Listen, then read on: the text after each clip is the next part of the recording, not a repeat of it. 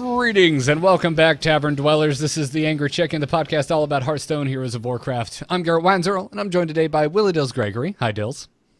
Hi, Garrett. Jocelyn Moffat. Hello, Jocelyn. Hi, Garrett. And by the first time ever, joining us today from GosuGamers, Nydra. How you doing, dude? I'm doing very fine, and thank you so much for having me on the show. Well, thank you for joining us. It's such a... I feel like relatively last minute request. We asked you It was okay. like 3 hours ago. I was looking at the notes. I'm like, there's a lot of talk about win trading today. We should probably just have Nydra on, and so we don't have to work so hard. Yes. Yeah, it's a solid plan. I mean, You've already put in the legwork for us, so now we're just gonna sit on your shoulders and let you tell us what the hell is going on. Well, I was looking at the notes, and I'm like, we're going to talk about Nydra's article. Why don't we just have Nydra on? There's an idea. Great plan. It worked so well with Phil Kohler the last time we had him on. So why not? As a Nydra fan, I applaud this decision. As a fan of myself, let me tell you, my biggest and only fan, probably. Thoroughly. It goes my mom, then me. I'm not sure about my mom at this point. Oh, your mom's not all into what's going on in the Chinese win trading scene? No, she is. Okay. She might be involved, that's why. My God. You heard it here first. She's a proper mobster, probably, so she's organizing all this. Nydra's mom will be the next Hearthstone player that is banned from the HTC. Right. I wouldn't be surprised. HCT. Oh, man. Wonderful. Well, welcome to the show, man. We actually have a decent amount of stuff to talk about, and you're on a bit of a time limit, so we'll just jump right into it. Let's get into this week's Hearthstone news. Good news, everyone! Not everything this week is about win trading because, guys, I never thought I'd be this excited for search tag improvements, but we got search tag improvements in Hearthstone. We talked briefly about this last week on the show about how players were getting in and screwing around with the collection manager and found out, oh, hey, there's new search tags we can do to filter our collection. And this past week, we got an official blog post from Team 5 kind of showing exactly how to use it to better filter out your collection. Personally, just really stoked that I can type in golden and it just shows me my golden cards because those things need to get dusted and they need to get dusted now. Yeah, that was always really annoying because you had to click crafting or whatever it was, then click show golden only. And there was not just a really easy way to do it. So now, and then it was still showing you all the cards you didn't have. Yes, yeah. So it wasn't just only the ones I have that are golden. So now it just shows you the ones you have, and so it was great for my EU account because I dust all my golden cards there, and I was finally able to just go through and go, I had like 3 stragglers that I just hadn't disenchanted, so I got rid of those. Got my dust ready.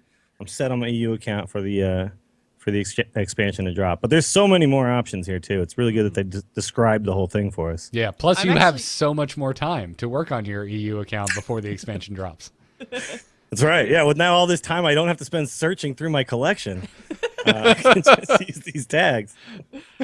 I'm actually really excited about the new tag because for me, every time I open a classic pack, it gives me like copies of cards that most of the time I have golden copies of. So to go through and try to find those, to dust those, because I dust all my non-golden cards, it's actually really helpful.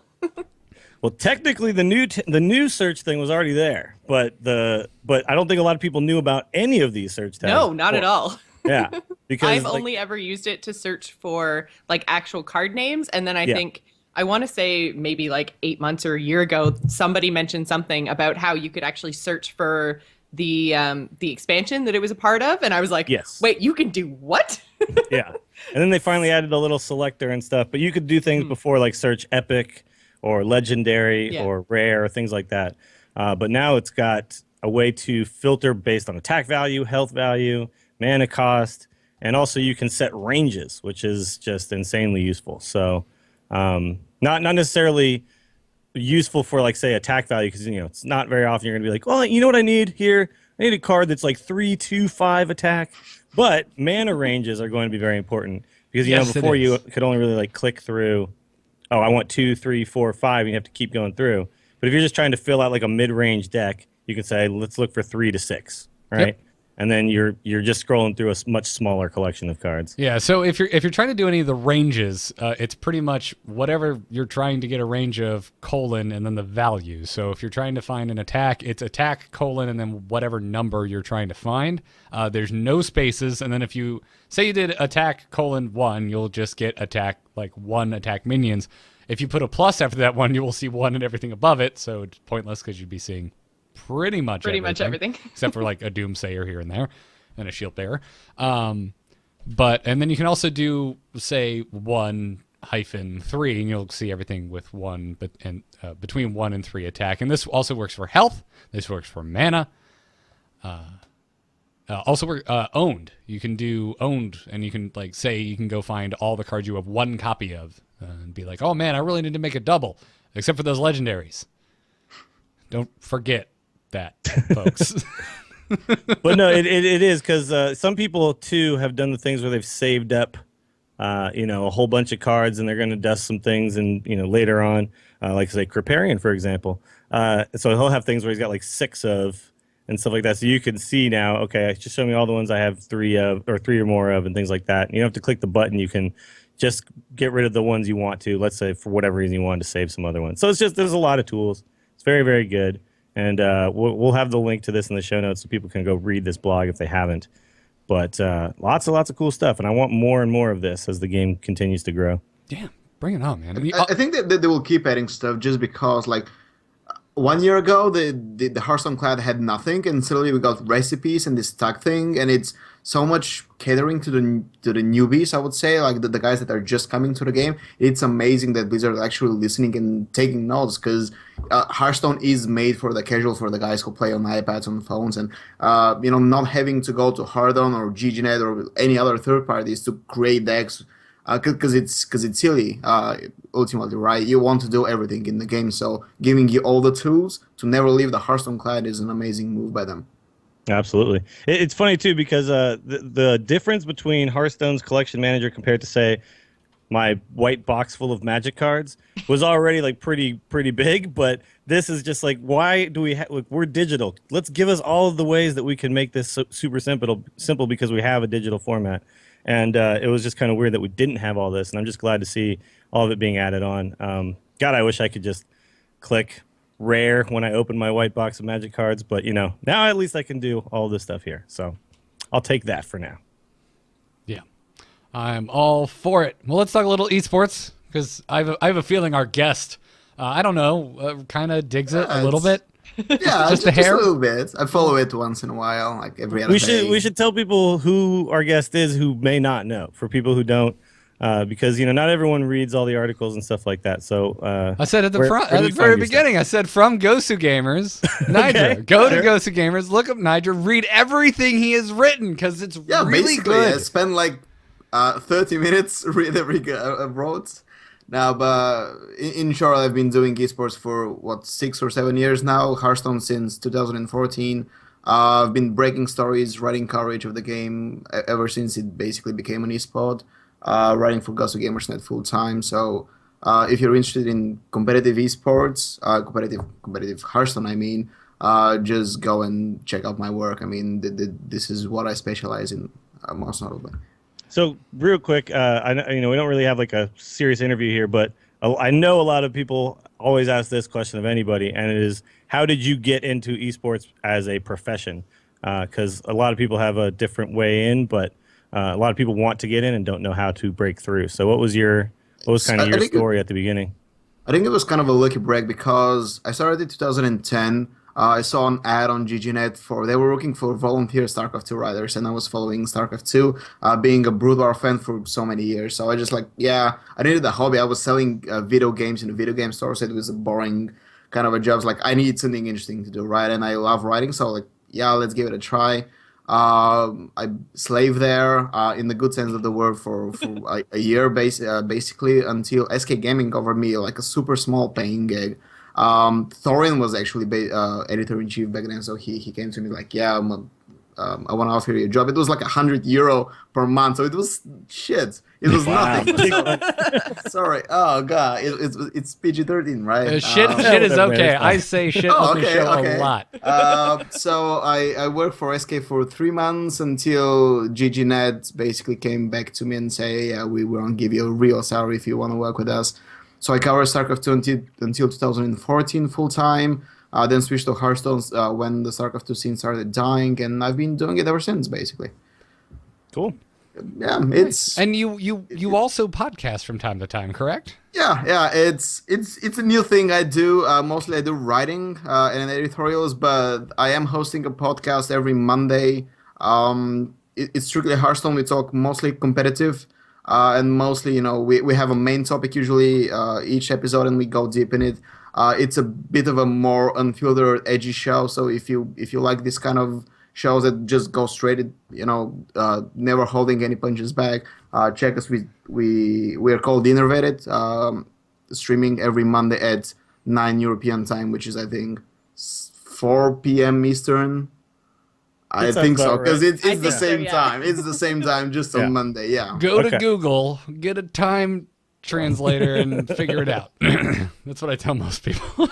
So innovated, and it's just who's on? Just you and somebody, one other person. Yeah, it's me as the main host. I have the Chiv, who is a. The Shiv is a fellow Floridian. Yes, a fellow Floridian. I have one of my colleagues, Sumadin from GGNet, and we have Toast the Badger, who is a fellow Canadian. So it's like she was like Josh should say she's a fellow Canadian. Yeah, she was the tournament or whatever tournament operator on one of the very first tournaments I ever played in Hearthstone. Basically, she worked together with Shiv on the first Mana Grind tourneys. Okay. And now she's like a massive Hearthstone fangirl, obviously. So Edge has a big mouth. Like she would say anything, and we'll never hold back. She's going to be playing in the upcoming DreamHack Austin tournament because I was looking through the player list. Yeah, I'll be there too. I'm on the player list as well. Are you on the notable player list though? I'm not on the notable player list. No, I don't have a lot of tournament wins under my belt. So should I message DreamHack to have this fixed? Yeah, have me moved up to the notable player list, please. I would like everyone to note that they're about to play a guy who's going to play Milkshake Deck or something. Say in before Dills gets on that list, and then it's out in the first round. Yeah, exactly.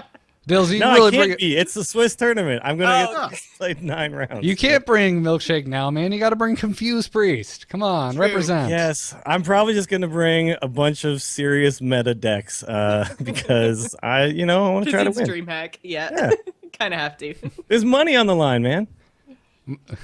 I'm going to be like tuning in, watching Twitch just in the morning, like in my boxers, and it's going to be like, coming up next in the semifinals, Willie Dills Gregory versus, and I'm just going to, like, I'm going to do a spit take. My coffee's going to go everywhere. I'm like, what the hell? I haven't been paying attention. What's happening here?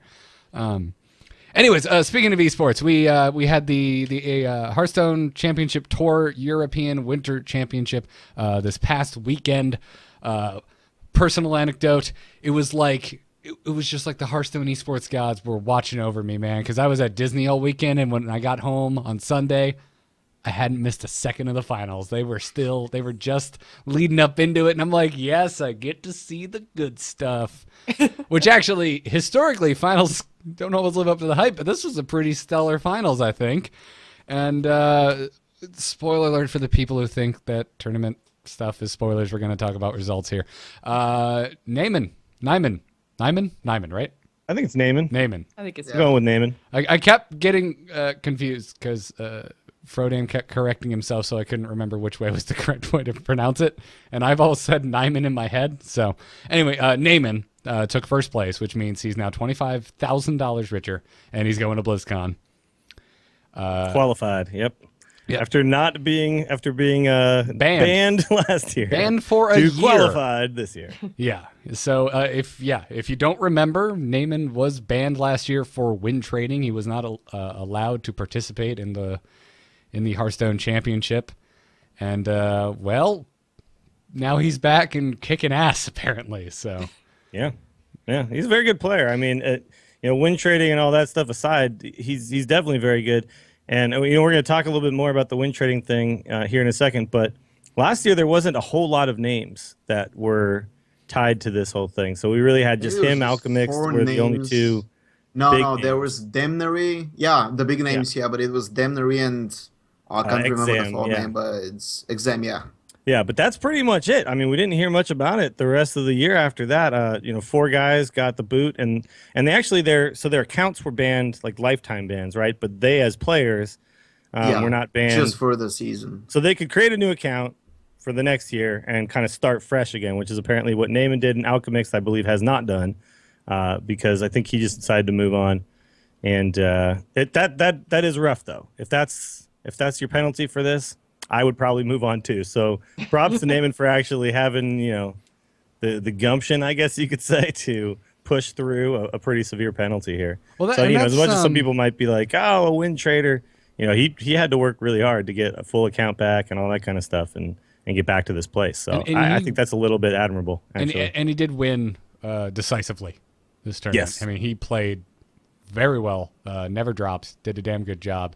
But that does bring me to a question. Like, I'm curious, what do we all think? Like, what's everyone's opinion on somebody who was banned for illicit activity, coming back the year after the ban's up and qualifying for the single largest tournament in this particular esport? Jocelyn, let's start with you, Joss. Well, at first I was kind of, I don't know, I'm very much like a hammer of justice type person. Like, Jocelyn, thou have win traded. Jocelyn may play a hunter, but she's a paladin at heart. Yes. Yeah, it might just be because I've been leveling a paladin right now that I'm very like justice oriented. But no, I was a little bit ticked off because my first gut reaction was like, well, he's a cheater. Like, why is he allowed back at all? Like, end of story. Like, yeah, I know he had his account banned and, you know, but like, why is he not banned? Is it just because it's so difficult to track until they get to, you know, like a LAN final type of a situation where you actually know who's behind the account name? Because, I mean, really, he could have made an account called Joe Blow and played online and we would have had no idea who he was until he was forced to actually come to a tournament. So Jocelyn, we would know he's Joe Blow, clearly. Clearly. So yeah, like my gut reaction to this was like, ugh, dislike. But I mean, I'm kind of coming around, and I do agree with what Dill said. Like, it would be a hell of a lot of work to start over at 0 and then get to the point where you are winning a European championship, you know, within a very short amount of time. Because if he was banned up until BlizzCon, then that means he's banned up until, you know, kind of November, and to come back by March and have that kind of an account and a win rate and, you know, like just that amount of skill, then. But I mean, then again, he could have been practicing the whole time on a. Yeah, no, he could create a new account. He just couldn't exactly. compete in any BlizzCon events. Yeah. So he could still play in like open tournaments and stuff, but yeah, I don't know. I'm still a little, I don't know. It kind of gives me the icks, but I'm sure that's you're not alone in that. I'm sure that some people are not going to be fans of his now. But yeah, I think you're right that, you know, yeah, it's you initially look at it, but I also, you know, as a fan of like sports, if somebody gets suspended for steroids for 50 games and then never does steroids again, are we just like, no, just screw that guy forever? You know, people make mistakes. As long as they don't continuously make the same mistakes over and over again and they come back and then they play on the level afterwards, then I'm good with it. So I'd love to hear what Nydra has to say on this, though. Yeah. Go for it, Nydra. Yeah, I mean, Dive in. I've always been for giving people a second chance, right? Everybody deserves a chance for redemption. And, you know, in the case of Naiman, I'm 100% behind him. And, you know, I know him personally, so there's a bit of, you know, friendship between us. So I might be a bit biased, but even if I wasn't, I would still be like, yeah, I mean, just give the guy another chance. Everybody screws up, right? So we have to allow them to come back. There's also something to note is the severity of the cheat he did. I don't want to say it's just win trading because win trading is kind of bad, but it's not like he sold the grand finals of BlizzCon, right? If you look at esports match fixing scandals in the past, let's say the iBuyPower situation in CS:GO is one of the more notables. Like, those guys were throwing matches for a lot of money, and this is not at all what Naiman did. He exploited the flaw in the ladder system to get some minor profit, right? It's not like he won a lot of money from it. It's not like he qualified for BlizzCon for it. It's not like he screwed other players over. So yeah, it's not like he win traded, so he should be out of the game forever. I think 1 year ban and the fact he missed BlizzCon is a big punishment enough because he was actually on his way to probably qualify. He was one of the emerging players in 2015, especially since he finished top 4 in one of the Gfinities. He was already on people's radar. Probably the best hunter player in Europe.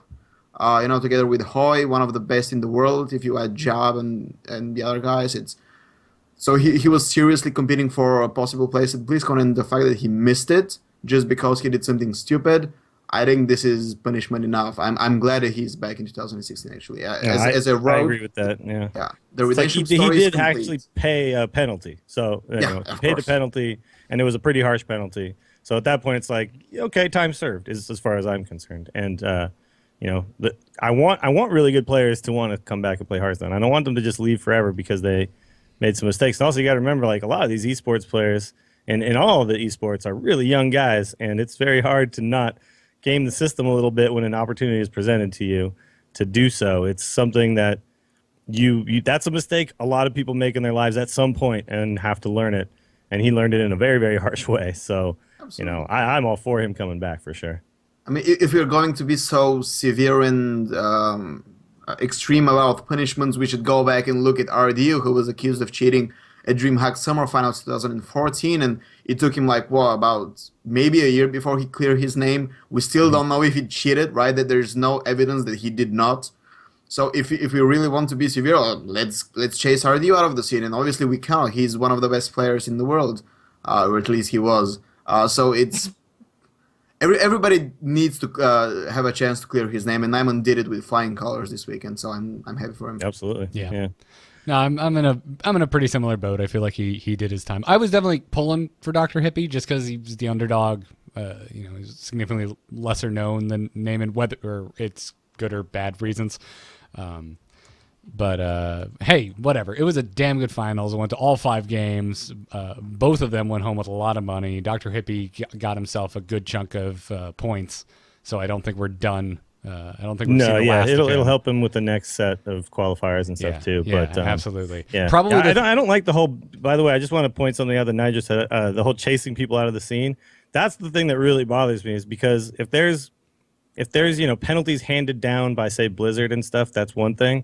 But the penalties handed down by, say, the Hearthstone subreddit are like just come out of nowhere, and they seem to have a more lasting effect, and it really sucks. Like I think about the whole hosty thing and all that. Now he's just gone.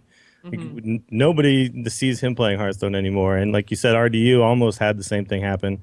The whole Magic Amy thing. We've had this happen a bunch of times. This is like a really cool story to have someone not get chased out and actually come back strong. That's cool. People are trying, though. Like, I see a lot of opponents of Naiman on Reddit, and it's really cool because I know he gets a lot of support from his girlfriend. I actually told to him after he got banned, and he told me, like, I was about to quit Hearthstone forever.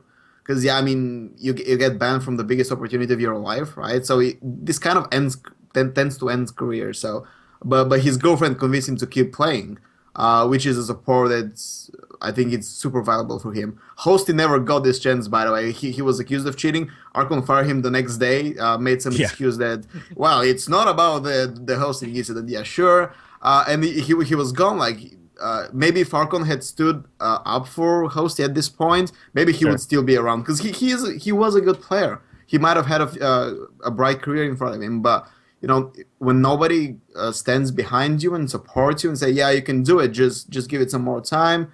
That makes it tough to continue. Absolutely. Yeah, absolutely. I will say the one thing on the flip side of this that I thought was incredibly entertaining was I was watching the finals, and my wife Katie is there watching it with me. And even Katie, with her, she doesn't pay attention to esports for the most part. She has a satellite awareness because she's married to me. And as we're listening to all the commentators talk about the match coming up, Katie's just like, man, they are doing a severely intricate ballet around the fact that this guy cheated. Like they said all the way, like the weird ways they were putting it. Like he had a tough time, hard time. At no point did they say this guy cheated and was banned from a year. Like didn't they though? I think they did. They may have earlier, but during the finals they didn't. Okay. Yeah, I would like them to tuned just into go the ahead and finals. just straight out address it every time, because it's again, like when I want esports to kind of feel more like sports, and we're not feeling this major separation between the two, because it is just competition, right?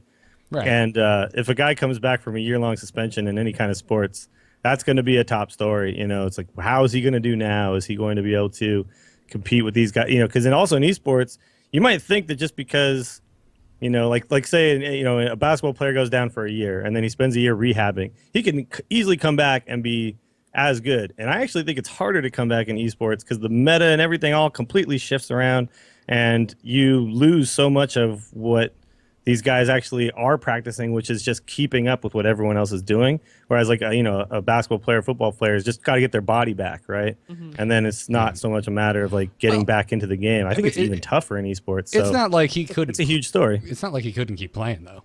No, but I mean, it's still, without being able to play in some of the bigger tournaments and all that, there's less reason to play, there's less motivation. It's still, I just think it's a big story and should be addressed, Yeah, I agree. Well, let's move on to the next point, which is talking about win trading, specifically in regards to the Chinese Hearthstone scene, because Nydra, you had a rather lengthy piece on this over on GosuGamers.net last week that I highly recommend our listeners go and read. And if you're too lazy to look up the link, go to our show notes. Just find the post for episode 141 because it will be in there. So the gist of this, Nydra, what's going on for people who are unaware of win trading and actually something I didn't know was a thing, pay to legend services. Yeah, so the gist of it is that there are organized groups in China that are offering pay to legend services and do coordinated win trading to basically abuse the ladder system. Now, this is not really uncommon or the first thing in esports or anything. Like it happens in the West, in Europe, in NA. I'm pretty sure of it. The only reason I wrote about China is because the Chinese guys were careless enough to get caught, by my confidential informants, basically. So the way it works is that there are like groups of pro players or like popular streamers or just like very skilled guys who, abuse like basically what Naiman and Alchemix did, but in mass, right? That's what they do. Like they get money to boost people to legend, which is something very common in other esports as well, like League and Heroes and whatnot, and also win trade to get high spots on the ladder. They also do it for tournaments, which is even more compromising to the integrity of the scene. Like if it was just win trading, I wouldn't probably care about as much because it's not uncommon, as I said. But the fact they tried to do it and probably succeeded to do it for the Gold Series Open, which is the biggest offline open tournament on Chinese soil, organized by NetEase and Blizzard and whatnot, like 5-figure prize pools, basically their version of DreamHack. It really caught my attention. It's a serious and ongoing practice that's really damaging the scene, and the problem that NetEase are facing is the same as Joss mentioned earlier in the win trading talk, that they don't know who is doing it. Like investigation is almost impossible, and if they have to do a proper investigation, it will cost immense amount of resources, time, people, and whatnot. So me and my sources basically wanted to do this piece because we wanted to shed light on, throw some light on this and say, okay, these guys are potentially involved. And I'm very, very sure, like close to 99% sure that these guys are really the ones, causing these problems and organizing it. And I'm also sure that these are not the only ones. The article, I think, mentions that there are a lot more players involved in this whole win trading scheme. Which is bad because NetEase are then forced to take some actions that are not really direct, like banning people. They do stuff like devaluate the ladder a lot. I think that the Chinese ladder actually gives 3 points for the top 1 finish, which is ridiculous because you can earn this every day in a community cup with no prize pool in the West, literally. Yeah. And it creates such a big discrepancy between the regions, and this balances the ecosystem of the Chinese Hearthstone scene a lot, because the offline tournaments give the normal amount of points. So basically, whoever wins the tournament is so far ahead, and whoever wins ladder. They basically want to say ladder in China doesn't really matter, and I don't really think this is a healthy thing to say. No, I agree. That was the problem. One of the big problems we had with the way the Hearthstone World Championship scene was last year is that some of these invitational tournaments mattered so much more than, say, spending a month grinding on the ladder and playing tons and tons of games. And for this to be happening, to then go ahead and now devalue that ladder again is a really big deal for sure. But I think the weirdest thing for me, just looking at the whole thing from an outside perspective, is just how organized the whole thing is, and how they've now developed essentially like a code language to hide what they're talking about. And just it seems so strange to me that the sophistication that's going on around win trading on this big of a scope. It's just very, very strange to me to see this happen. But I guess when there's this much money on the line, people are going to find a way to give themselves a better chance at getting most of it. So the worst thing is they know they're being watched, and they know they cannot be caught, because they've basically reduced the win trading culture to meme. This is what Chinese people have been telling me. Oh, it's just a meme. I don't really I don't really mean win trading when I say win trading, because it works like this from people who are close to the situation. They basically said, this is how it works, right? Like, two people meet on the ladder, and person A says, hey, want to win trade? Person B says, are you serious? Well, yes. Then no, I don't want to. I actually will report you. No, man, I was just kidding. It's Wow. a meme. I cannot believe you fall for it. And this is it, right? You cannot really catch it. I had so many questions on Reddit, like, how can you prove this beyond doubt? Well, I can't, but not even NetEase can prove it beyond doubt. It took Blizzard so many months to catch Naiman, and so many months to get Specialists in 2014, and in 2014 we had way less people. Imagine doing it for the billion population of China, right? You cannot prove anything beyond doubt, not by a single Western journalist who doesn't speak English and who is not directly involved in the scene. So no, I cannot prove anything beyond doubt. The point of the article is to expose that this thing is happening, and these are the names who are probably very likely involved in this. So that NetEase's job and Blizzard's job investigating this is easier, so they have a pointer, not just like trying to fish in a sea of 40,000 legend accounts or whatever and trying to find the culprits. Yeah, and if for just real quick, I want to just clarify for our listeners out there who may not be familiar with NetEase. NetEase is the corporation that Blizzard works with in China. They're the ones that actually are the ones bringing Hearthstone to the Chinese market. They have a 3-year license with Blizzard Entertainment. Yeah. Yes. Exactly.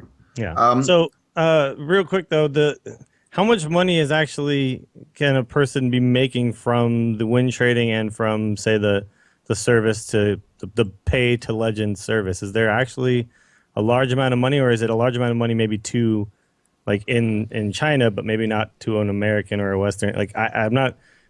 It's hard for me to really understand how someone can make money that matters doing something like this, because it seems like it would take a long time to get someone to legend. It does, and it's not really a lot of money that are being made. I think somebody said about $50 to $60 maybe to get somebody to legend. And what? the I good got that on guy. my wallet right now. Exactly. And Really, that's all it costs. Damn, I want that card back. Let's do this. Oh my god. and apparently, the good players can do about 20 orders a month.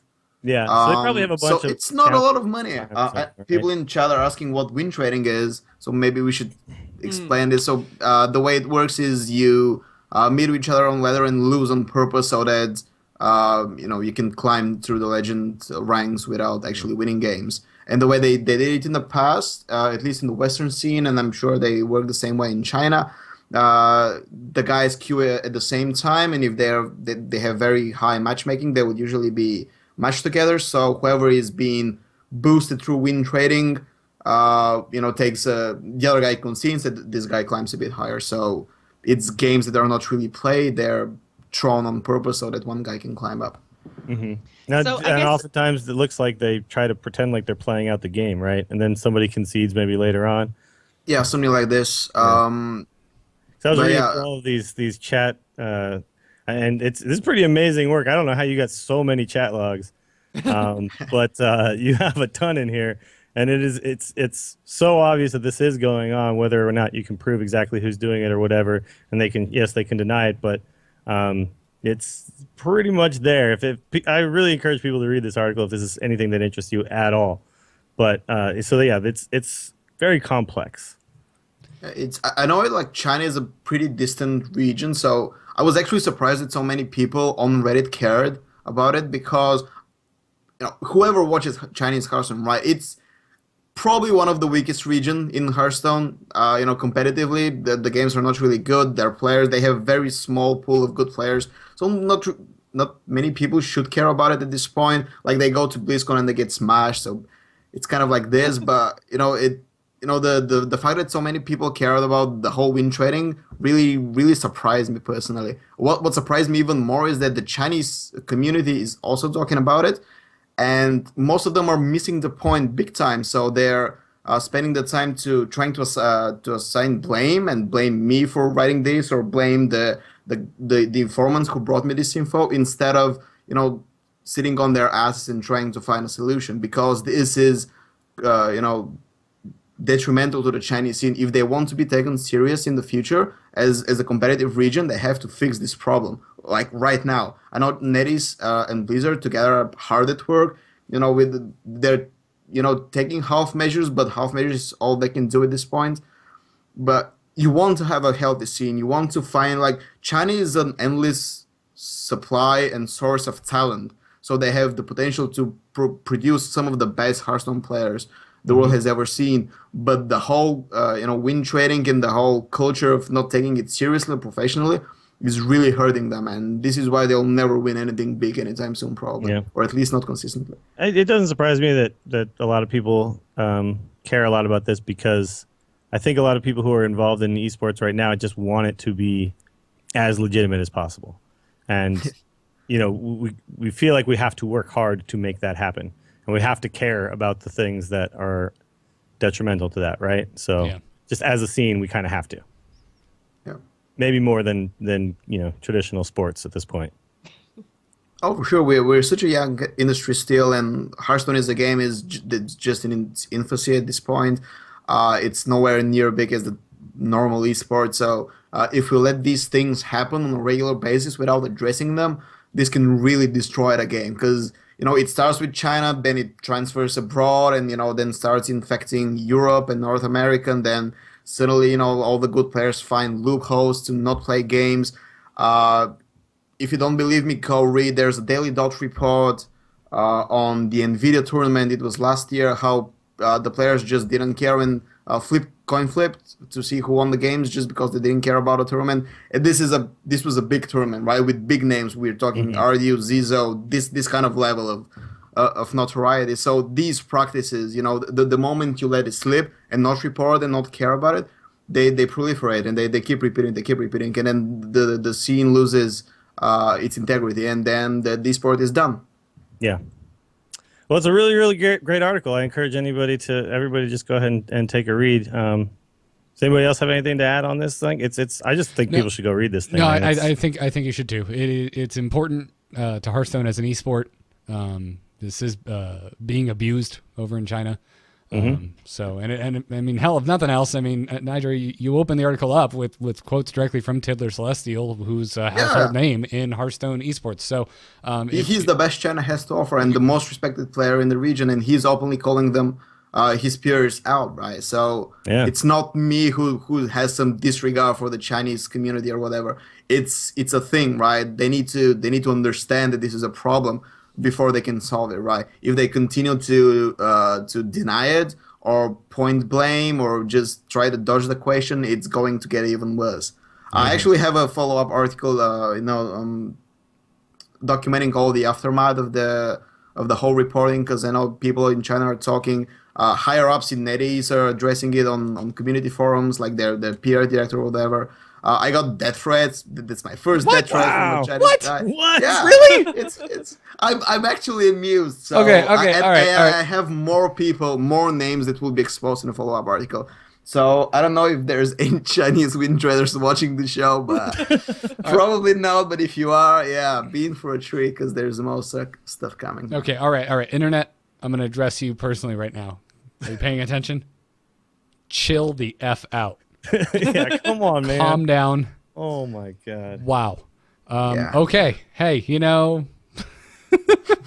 wow. That's messed up. Anyway, stay tuned to GosuGamers.net for Nydra's follow-up report. Now, before we move into strategy and we have a little more fun and talk about some cards, and I believe if Nydra disagrees with any of our opinions, he is indeed a homunculus, as his tattoo gives away, so he will win the argument. But nonetheless, let's thank our patrons over at patreon.com/TAC. Before we do that, thank you guys so much. If you enjoy the Angry Chicken, if you like what we're doing, you want to support it, head on over to patreon.com/TAC. That is where you can support us. And that's why we do call-in episodes. That's why we do brawl episodes. It's all because of the support of our patrons. So this episode, let's thank Michael Mendoza, Alex McKay, Jeremy Hall, Matt Adler, David Ortenberg, Brian Wilson, and Orlando Whitehall. That is a very fancy name, sir. Oh yeah, Orlando Whitehall. That's my boy. Oh, Whitehall. Yeah, that sounds like Love the that name. guy. That sounds like a name of a castle. Like we're heading to the White Halls of Orlando. Which just turns out to be Disney World, and you're a little bit disappointed, especially if you've ever seen a real castle. But anyways, let's move on to strategy. Hit it very hard. Wanna blow something up?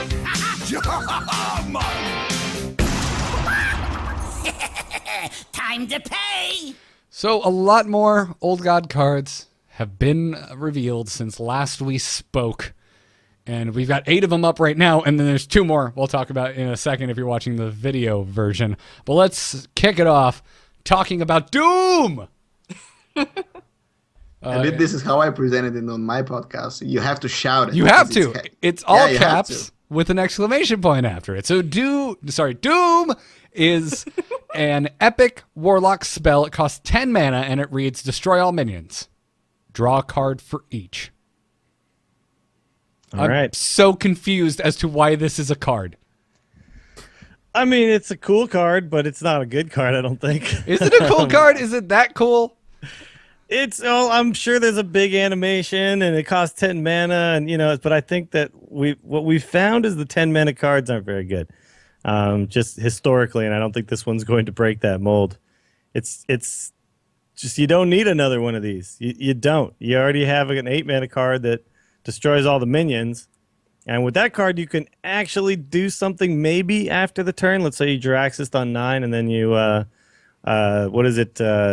Twisting Nether. Yeah, You don't need to worry about that. yeah. What if and then you just can play a 6/6 too on turn 10, but this one you can't, and you probably overdraw, and you probably die to fatigue because you've been tapping all game. I was just about to And say, I don't know. I just don't see this. I don't I see was this just about to say, working. let's ignore everything else you just said. Let's imagine you played the game like a normal ass warlock, and you've been using this thing called your hero power to draw cards the whole damn game. Why at turn 10 is it suddenly you need to draw cards and wipe everything off the board? I don't get it. But you give initiative back too, and that's the thing. It's yes, you've cleared the board, but you haven't developed anything, right? And that's, to me, that's the problem. And we already have a card that does this for 2 less mana, and the effect of clearing the board, I think, would be still the best thing about this card. A Warlock doesn't need more ways to draw cards necessarily. A Warlock needs, more strong minions, more minion synergy, that kind of stuff, more removal that's fairly efficient. Mm-hmm. And this is the most inefficient removal I can think of right now. So. Yeah. Do you guys think a little bit like maybe we're getting trolled? Like maybe this first round of card reveals, like they look bad, but then They're giving us all the crap. we're What's gonna going on? find out afterwards that the other half of this like directly synergizes with these cards in such incredible ways that we would be stupid to play them or not to play them. That's the problem I with the doubt slow it, drip, right? but that's like where my brain is going because this card seems so obviously bad and pointless. Jocelyn, Nydra, are we missing something? Is there some Okay. way to play this that we haven't thought of?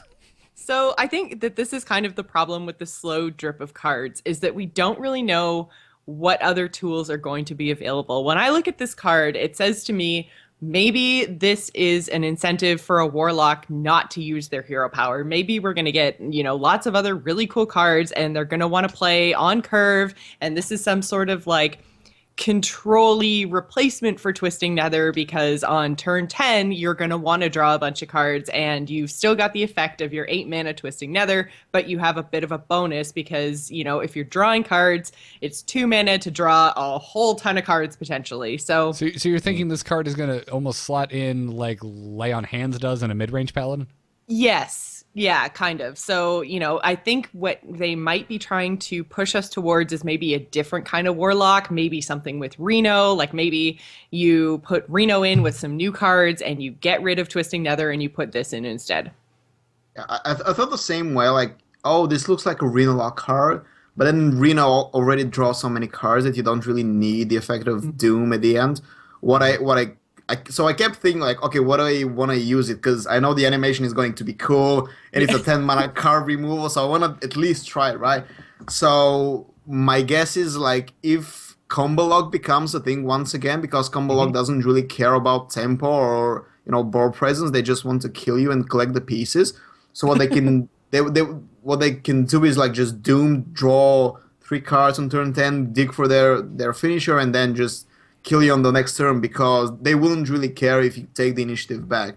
Yeah. But again, like, Combo Lock is not really good in this meta, so going back to the argument, we have to see more cards. If they give more tools to Combo Locks to become a thing, then yeah, sure. If not, if the Warlock class stands towards Zoo and Reno, I don't think this will see play at all. Yeah.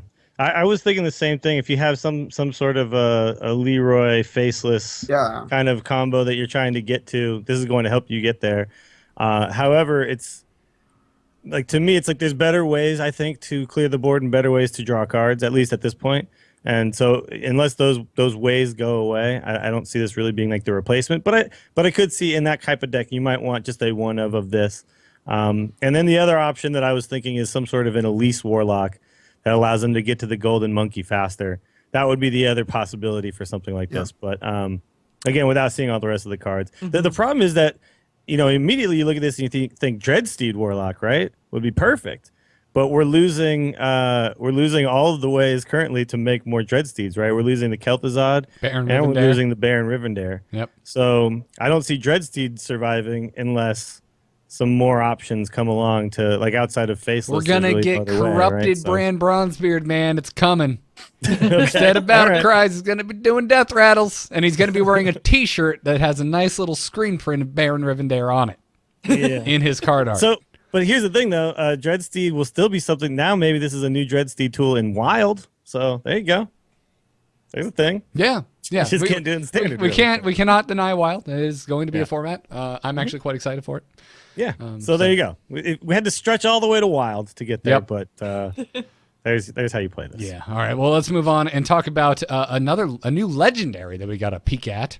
Herald Village. Village, yes. Herald Village, the priest legendary. It's this minion costs 6 mana, has 5 attack, 5 health, and a battle cry that reads, summon a 1/1 copy of each of your other minions. All right. It's interesting, right? It is interesting. This is a cool card. However, if we're not looking at Wild, where things like Dark Cultists still exist, I'm with Jocelyn, like the drip feed, man. I don't know what else is coming, so this card seems kind of bad right now. I feel like in a way this card could potentially be something to almost combat Patron. Like if you had some sort of like a Death Rattle priest deck, and then all of a sudden you had like 1/1 copies of everything that you had on board with the Death Rattle, or I guess up to 3, because if you've got 3 minions and 3 copies and your Herald, then that's your full board, that then might prevent a Whirlwind effect. Or if they do Whirlwind, then you get, 3 awesome Death Rattles because you had the Herald on turn 6. Like if they play Patron on 5, you Herald on 6, and then they Whirlwind and you go, ha-ha! Well, the only thing why would they do that? Because they'd have their patrons on already. Yeah, I don't know. It's the only thing I could even potentially maybe think of that would make You this need to kind of have cool. you need to have cards like Thaurissan and stuff on the board. You know, Yeah. these kind of cards that do something at the end of the turn. Yeah, Thorison's good. I think Katsun's Chosen, who we're going to be talking about here in a little bit, actually wouldn't be a terrible card. Well, Okay, yeah. No, I think there's. I mean, I think there are cards that. No, I take will that be- back. Never mind. A 1/1 with Divine Shield isn't that fancy? Well, no, No, no. There's going to be cards I think they're going to be introduced that are going to have some cool effects and being able to copy those effects. You know, I mean, but the problem is how often in actual play do you have a Ragnaros and a Thaurissan on the board? Yeah, and that's then the ability to like play something like that, you know, and have more than one thing get this copy effect. It's like if you have one minion on the board, it's a 6/6 for 6, right? Spread over 2 bodies. So I guess that's not completely terrible. But why wouldn't you just play Sylvanas? Why wouldn't you just play almost anything else, you know? I think rather like than this? Sylvanas is the only good card that's left for this to copy at this point. And yeah, Thaurissan, but Priests don't really play Thaurissan, which Yeah, gets me Priest to my doesn't really play, point. The only way this will become good is if Priest starts being played in a different way than it is now. Sure. Right? So, because right now we have the super slow control deck that doesn't play any minions, it just entombs stuff. And then we have the dragons, which do not really benefit from these 1/1 tokens at all. So the one way this can become good is that if Priest gets a lot of good on-curve minions with Death Rattle or End of Turn or Taunt effects, so that you can play 1, 2, 3, and then on 6 you drop this, you have a full board with some awesome effects, but everything has to line up perfectly, and I think it's way too gimmicky for this to be consistent at all. Now, what if Have this they was actually- a neutral card? sorry. Would it be awesome as a neutral? Because you know, then there's so many. It would be options, way right? better if it was Yeah, neutral. you'd have so much more. There'd definitely possibilities. be classes that could take advantage of this, you know. But Priest isn't the one, so it's weird. Sorry, Jocelyn, what were you saying? I was just gonna say, do we know, like, has Blizzard actually confirmed what happens if you silence your 1/1s? Like, isn't there like that I don't know if whale, it's base Wailing stats or Soul 1/1 or not. Yeah, because like if you could summon a 1/1 version of a minion and then silence it back to its full stats, that would maybe potentially be interesting. Maybe that's a thing. You could play the zero cost silence card or something. But yeah, if it says summon a 1/1. It's not Version worth of this it, if I it don't works know. like this. Because Yeah. like when you silence something that Faceless Manipulator copied, it doesn't go back to being a Faceless Manipulator, right? So I don't think that this is how the card I will think it would work. just be a ultimately. 1/1 nothing. And that's still that Yeah. that's a great amount of effort to try and get value out of this card. Yeah. It's asking you to jump through a lot of hoops. Even if it worked like this, it would still be bad. By the way. Yeah, like even if you did get this on like the cards you want to get it on, things like Ragnaros and Thaurissan, like those are cards that usually get dealt with. It's not, and this is 6 mana. You're not going to play Ragnaros and this in the same damn turn. You're going to have to play Ragnaros, pray to God they don't have Big Game Hunter, and then play this. And then you get to laugh because then they draw Big Game Hunter. It's like, you can't do Jack about my 1/1. But yeah, I don't see this ever being, you know, just like the card that's broken enough to go into your priest deck, right? Like if Prophet Velen isn't good enough, this probably isn't good enough either. Like I think you might see some quirky decks that make it work, but I don't think they'll be consistent. You know. Yep. Feels bad, man. As my friend Chief said on my podcast, like when you think about Volage, you have to think about Faceless Manipulator and think, is Faceless better in this situation? And 99% the answer will be yes, Faceless is better because it gives you full stats. Just of get the minion. straight up 'Cause copy. I would rather have 5/5 Sylvanas than a 1/1 Sylvanas any day because 5 is more than 1 most of the time. Nydra So, math. yeah, Nydra does I math. hesitate. Yeah, so yeah, not liking it. Lovely. Well, let's talk about Infested Tauren, another card that is. Should we though? It's feeling. I feel bad for Infested Tauren. I think I've seen more people crapping on this card this week than any other card. Let's take a look at it and see maybe why. Infested Tauren is a neutral minion. It costs 4 mana. It has 2 attack, 3 health, and it has taunt. But it also has Death Rattle, and that Death Rattle summons a 2/2 slime.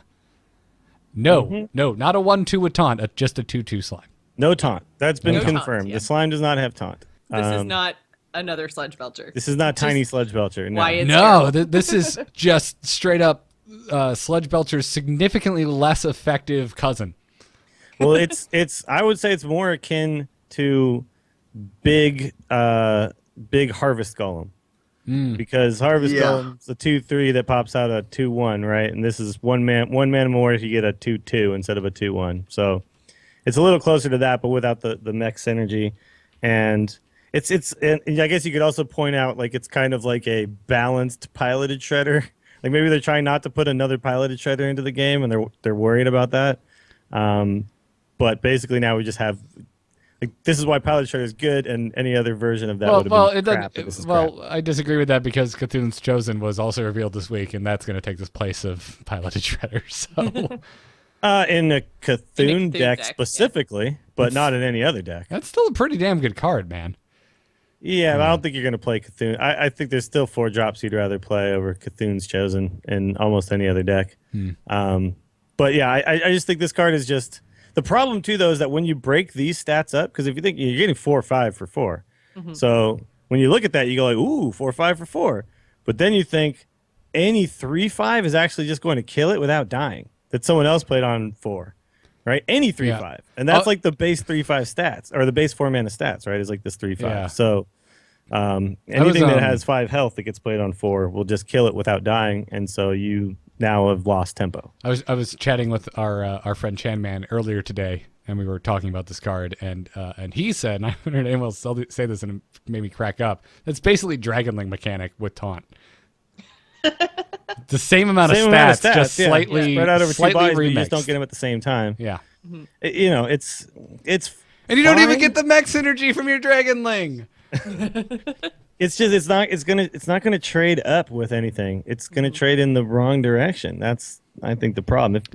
I'd rather see this as being a 3/2 that pops out of 2/2, and then it would be maybe okay. It can kill something, right? Yeah, at least it can kill something. Like this is just not gonna kill. Yeah, anything. like we like 2/3s, but not on turn 4. Not for 4 mana. Never for 4 mana. Yeah, I don't know, man. Poor Infested Tauren. I really like the art too, so I'm really mad that this card is just making me raise my eyebrow and ask why. But this will get picked in Arena from time to time because it'll go up against 2 terrible picks. So and it's common. So you will see this in Arena. Yes. But it's not going to be a high value Arena card, I don't think. And it's just the card that's there. I don't think it's going to make it into any decks. If they ever put so many things that look infested that I just want to build a themed deck, it'll end up in my infested deck. There you go. Yeah, your infested deck. Yeah. I'll just call it my Zerg because Rush there deck. are purple tentacles everywhere in all of this card art. Like, it's just... Yeah. There's a whole lot of purple tentacles everywhere in this whole damn expansion, it looks like. Yeah. And maybe some sort of death rattle deck out there, but there's not enough synergy left for that. No. Go to Wild and hang out with Baron Rivendare and make a couple slimes. Yeah. Yeah, this would be too good at 3 mana, though. Someone just said, 3, but this would be too good at 3 mana. This would just be, like, then you just kick Harvest Golem right out of the game, right? So yeah, it's just straight up, gross power creep in that scenario. Yep. Well, let's talk about forbidden cards. There's 3 of them. We're going to kick it off talking about Forbidden Flame, which is a 0 mana spell, but wait, there's more. It's an epic mage spell, and it says 0 mana, but it reads, spend all your mana, deal that much damage to a minion. To a minion? To a minion. Let's make sure that is out there. Obviously. Yeah. If this could go face, I think it would be in Dex, but... It can't. It cannot go So face. I don't think it will be. So nope. I will pass on this. Yeah, so these cards are all 3 of these cards are effectively saying, is flexibility worth the weakness of the card itself, right? Right. And I think that's the question Blizzard is asking us as players, and I don't think any player that I've seen so far has said yes. I think every player is resoundingly saying all 3 of these cards are pretty garbage. And I don't know, anybody got any reason why they're not? I think it's really cool. It's a great idea. And I'm in the middle of writing a piece about these 3 cards. But no, I don't think they're good cards. I think all 3 of them are crap. I mean, the Forbidden Flame is... I don't know, like maybe some tempo mage will put it in because he just got it out of a booster pack and wants to try, but after 2 games he will just say nope because strictly like there's so many more mage cards that deal so much more damage. For 2 mana you can get 3. flame cannon, right? It deals double the damage. 4, yeah. It I don't know, Or, like yeah, Frostbolt, which is the 2 mana Yeah, and 3 damage and a freeze, and yeah, and there enables seems to size be, lances. Yeah, yeah. and I it think goes it's face. the Yep. 1-to-1 ratio, which is the problem. Is like it has some flexibility, but then you can only do it to a minion, and you're only getting that 1-to-1 ratio in your value, and I don't really think it's that playable. If it was like deal that much damage +1, that would actually make it a bit more playable because tempo mages would still like, okay, he throws a bit some spells through Flamewaker. There's one guy that's 1 health that will kill your Flamewaker the next turn. And they're just like, oh, ping for 0 because, at the end of my turn or something like this. Then you get 2 more pings and everybody's happy, right? But it's the 1-to-1, strictly 1-to-1 ratio, I don't think this is a good idea. And I think it should have been like at least +1 because every other spell that mage has can go face and has a better ratio. Fireball is 4 mana, 6 damage. Frostbolt is 2 mana, 3 damage. Basically, this is a worse Pyroblast at best, right? I'm seeing a lot of people This is talk about amazing. this scenario where you have Archmage Antonidas, and isn't this a free fireball? And no, it's not. It uses as much mana as you have left over, guys. I want everyone to make sure you So you'd understand have to that. spend Well, all of your mana Don't and get then cast confused this by the for 0 in the corner. Yeah, Well, you it's can play only it last, 0. technically. You can play Yeah, it you last, play it last. technically. Yeah, and then it for does 0 zero damage. It literally does nothing. Whereas in other cases, you could have, a spell that's been cheapened by Thaurissan, or you could have a spell cheapened by a sorceress, and then you can actually use them, and they cost 0 and still do something. This will do absolutely nothing if you have 0 mana at the time, other than give you that free fireball, which will cost 4, and you won't even be able to use until the next turn. So I want everyone to understand that is not how this actually works. If you have Antonidas on 7 and then you play this, you do 0 damage to something. Yes, you draw a fireball, but there's already lots of ways to do this. There's already tons of ways to do this. Why would you put this for the chance to have Antonidas and this in hand just so you can cycle it for a fireball? It's a dead card all you the have time. a coin or hope or try to get all your spells to be cheap, or wait to play Antonidas until 10 and play your Arcane Blast and Arcane Missiles and all that kind of. It's Only not there always was a a deck card something. that cheapened your spells. So. But even then, anything that cheapens your spells isn't going to work on this because it already costs 0. So Yeah, that's you're actually still true. going Yeah, to have it's to not- spend it's all like your mana. mana, regardless of how many times Thaurissan pings it. Like, Yeah, this So- this is just compared to other mage damage spells, this is just straight up a bad card. Like you're always going to spend the exact amount of mana for the exact amount of damage that you do, and every other mage spell does more damage than the mana you spend on it.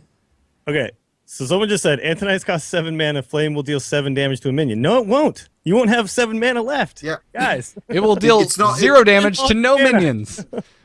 guys, read the card, please.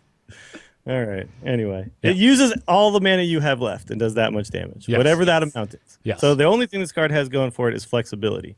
So, yes. Yeah, it basically reads spend X mana, deal X damage to target minion. The problem is that you're gonna have to sequence this. You don't get to choose how much mana you pump into it. It's just however much mana you currently have left. All of it now goes away and becomes damage.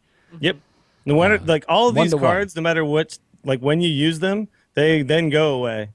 Like all your mana goes away. Yeah. On all of these cards. So If it was make sure it's the actually last awesome, card but you it's play. not. Yeah. yeah, I think a lot of people are kind of interpreting this card saying that, like, if all your mana has been spent, then cast the spell and deal whatever that damage is. Oh. So, but Oh, that yeah. no, that is not how this works. You can't spend your mana on other things and then use this card. However much. Yeah, every other card that does damage in the game currently does more damage than the mana you spend on it. Yep. So that is why this card is bad. So this first of all, it only hits minions. Second of all, it does less damage per mana than any other spell in the game currently. Yep. And that is why it's bad. Is inefficient. In a nutshell, yes. It's just inefficient.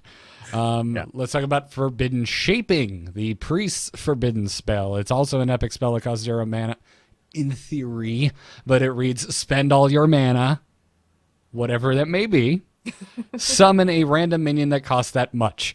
Again, why, like... Well, this one is the only one that I could see possibly being okay. However, it's still not, because you don't know what the minion you're going to get is. And so let's say on turn 5, and I'm going to use current meta because we don't know all the cards, but so throw out the fact that I understand this isn't standard worthy. But let's say it's turn 5. The fact that I'm playing this is because it allows me to fill my curve, right? Mm-hmm. And that seems good. So I'm like, oh, cool. If I'm ever missing a drop, I have this, which I can play in whichever slot I need to play my missing, drop in, right? So it gets to turn 5, and I'm like, oh, I had a 4 drop, and then I don't have a 5 drop, and I got a 6 drop. And then I play this, and I get a heal bot. And I played a 3/3 on 5 for 5 mana. That's why this card's bad. You'd much rather be able to decide what minion you're playing for that mana cost, rather than... And there are other cards out there that cheat that by, like, giving you a random minion, but doing it for essentially less mana than it should cost, and that's why those cards are good. So things like Portal. The reason why that's good is you cheat mana, right? Mm-hmm. That's the reason why, and you play a pretty cheap spell which can do other things for you. Yeah, the spell gets to activate things, and if you get a battle cry minion, you get the effect of the battle cry. Yeah, exactly. And what this is going to do is just going to summon the minion that costs that much, and that may be a crappy minion because it's supposed to have a really good battle cry. Yet you are not getting that battle cry. You are just getting the minion, and that's bad. Turn 10, you get Deathwing without destroying everything. True. Then Okay. it dies to execute, right? Yeah. Yeah. But here's the thing. Nydra, you are killing my buzz. Is a 12/12 or 10 that doesn't clear the board good? I don't know if it is. Dill's Hachikomo in the chat room does make a good point. Healbot will not be in standard, so you're not going to see. I already said that at the beginning. Yeah, did you? I talking about current. I missed that. Yeah, because there will be bad 5 drops in standard once we get there. Yes. Right. That's like a really simple example. Everyone knows what I'm talking about. The fact that battle cries are a thing is the reason I'm not ecstatic about forbidden shaping. Yeah. People in the chat room earlier were saying, well, there's turns of Priest where you don't do anything, but that doesn't necessarily mean that this card is good. Priest is losing a lot. They're losing Vol'jin, Light Bomb. They're losing Shrinkmice. They're losing Velen's Chosen. They're losing Dark Cultist in standard, and this card is not making up for it. Yeah, but okay. So also, if there are really good 8 drops, then I'm just better off putting an 8 drop in my deck and just playing it with its actual battle cry and all the whatever it is that I want to get out of it. If that's a card I want to get, I don't want to have a chance of getting the crappy thing you can get on 8. I would rather just make sure I get that good thing that I wanted on 8 in the first place, right? So that's why I don't think you're going to see it. And I get it, flexibility. That's what these cards are about. So there's a penalty for flexibility, and that is the chance of it being a weaker minion, the fact that it can, is inefficient as far as damage, doesn't go face, that kind of stuff. I get it. This is not the kind of... There is other flexibility in Hearthstone, though, specifically in Druid cards, and I much prefer that to this type of flexibility. Yeah. I just think, it's Raynad who said this, I think, on a podcast at one point.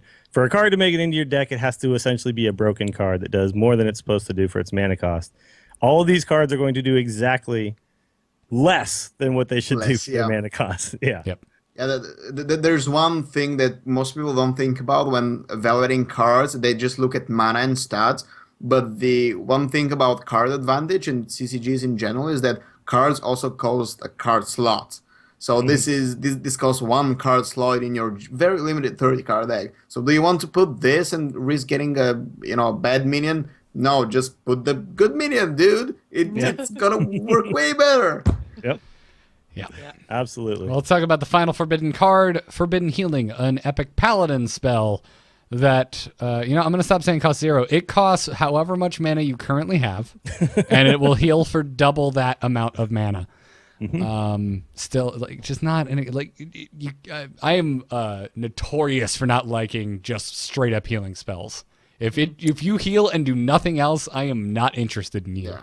Unless I'm a priest. This card is in the wrong damn class. It's in the wrong class. Yeah. If this was priest, if it was priest, it would be broken. It would be broken as hell. Yeah. Akane is too good. But basically, you're going to put this into your paladin deck, and you're only going to be doing a big heal to your face or your minions, which you can already do with a lot of other ways that do much Holy cooler Light things. is 1-to-3 ratio, so why not play Holy Lights, right? It's 2 to 6. Yeah, for 2 you get 6. Like that's way better than for 2 getting 4 or for 3 getting 6, right? So it's it comes down to the flexibility, it gives you the option to do this whenever an aggro player has just wrecked your face. So, or you can hold on to it till later. And if you have nothing else to play, then it could, be a mini Reno. Like it's just the flexibility, Reno, but I no don't think. 4/6.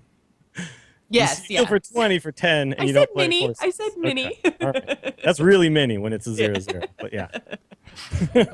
I don't know. It's tiny Reno. That would be hilarious if it actually summoned a 0/0 that just died. Yeah. The fact is, like, I'm sure a lot of people in the chat were really excited about these cards. They're all talking about all these ways that they're going to use them. And, I'm not going to say I'm going to, like, eat something crazy if these cards end up in... I'm not going down that road, and that'll never happen. Because it's happened before Go with ahead Dr. and Boom. tweet the crap out of me if you see these cards next year's World Championship. And just tell me to, like, suck it all day long. It's not going to happen, guys. These cards are not making it.